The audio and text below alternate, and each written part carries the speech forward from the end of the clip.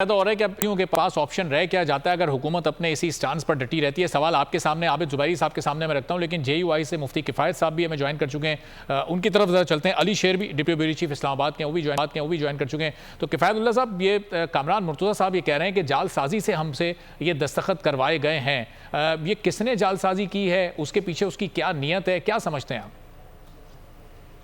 कौन से दस्तखत जालसाजी से हुए? ये जो 230 की शिक है, दफ़ा 230 इलेक्शन एक्ट में, जिसमें बहुत सारे इख्तियारात निगरान हुकूमत को सौंपे जा रहे हैं, उसके बारे में पढ़ने का मौका कामरान मुर्तज़ा साहब कह रहे हैं कि हमें नहीं दिया गया और जालसाजी से वो कागज़ दरमियान में रखकर दस्तखत करवा लिए गए। नहीं, ये तो फिर ठीक नहीं है।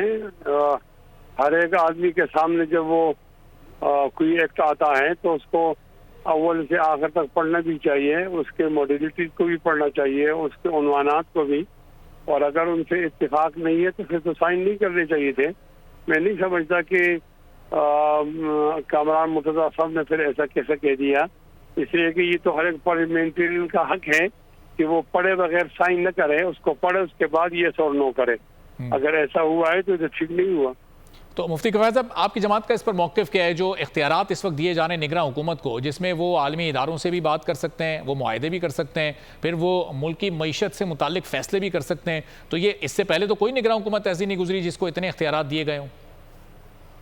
यही बात तो शक पैदा कर लेती है, और उसकी वजह यह है कि अब ये निगरान हुकूमत है या ये कोई मुस्तकिल सेटअप है, और ये 3 महीनों के लिए आ रहे हैं या 3 साल के लिए आ रहे हैं, कि जब उनके लिए इतनी तैयारी हो रही है और बार बार दुबई में बैठा भी जा रहा है, तो ये बातें तो शक डाल लेती हैं।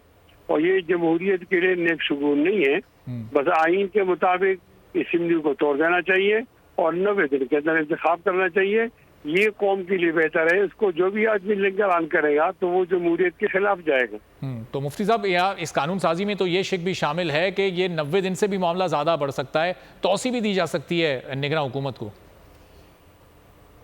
हाँ, ये जो बहुत दिनों से कुछ रूमर चल रहे हैं, इसका माना कि वो सच था कि भाई ये निगरान सेटअप जो है उसको ज्यादा लेंगर आन किया जा रहा है। तो ये दुबई की बैठकें हमारी कौम के लिए अच्छी नहीं साबित हो गई। ये तो फिर वहाँ दुबई से इस तरह के इशारात आ रहे हैं और वो जमहूरी लोग बैठकर इस तरह करते हैं। हमारी पार्टी का तो ये मौक़िफ़ है कि कौम के लिए बेहतर यही है कि वक्त पे इंतखाबात हो जाएं, वक्त पे असेंबली हो जाए, और निगरान अमला जो है वो सिर्फ इंतखाबात कराएं और चले जाएं, और वो हुकूमत उन लोगों के सुपुर्द कर दें जिनको कौम ने वोट दे दिया है। तो मुफ्ती साहब, ज़ाहिर है कि इस वक्त हुकूमत तो PDM की है। PDM के सरबराह मौलाना फजलुर रहमान साहब हैं, सबसे बड़ी जमात उसमें नून लीग है, वज़ीर आज़म उनके हैं। तो ये फैसले करते वक्त क्या मौलाना साहब को, आपकी जमात को एतमाद में नहीं लिया जा रहा? आप लोग साथ नहीं होते इन फैसलों में? अब ये कामरान मुर्तज़ा साहब की बात से इस तरह लग रहा है कि ये जो दस्तखत हुआ है उसमें मौका नहीं दिया सोचने समझने का। वैसे तो हमारे दरमियान हम आहंगी है, ऐसी कोई बात नहीं है। आज भी मौलाना फजल रहमान साहब और वज़ीर आज़म साहब एक साथ थे एक प्रोग्राम के अंदर दरअसल खान में। हम आहंगी तो मौजूद हैं, लेकिन ये कि तफसीलात के अंदर वो कितना एतमाद में रहते हैं और कितना एतमाद देते हैं, ये बात जरा गौर तलब है।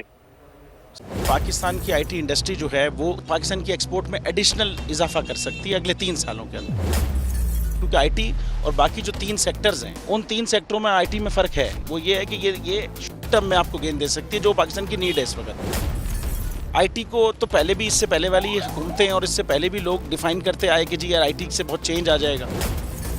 क्या वो इम्पैक्ट हुआ IT इंडस्ट्री के ऊपर जो हम समझते थे और चाहते थे? पाकिस्तान की IT एक्सपोर्ट्स इतनी हो जाएंगी कि पाकिस्तान के सारे मसले मसाइल ख़त्म हो जाएंगे? वो तो नहीं हुआ। आपकी जो पॉलिसीज़ हैं वो कॉन्फ्लिक्ट हो रहा है। क्या हमने ऐसी पॉलिसीज़ रखी हुई है कि गूगल मजबूर हो यहाँ पे ऑफिस खोलने में?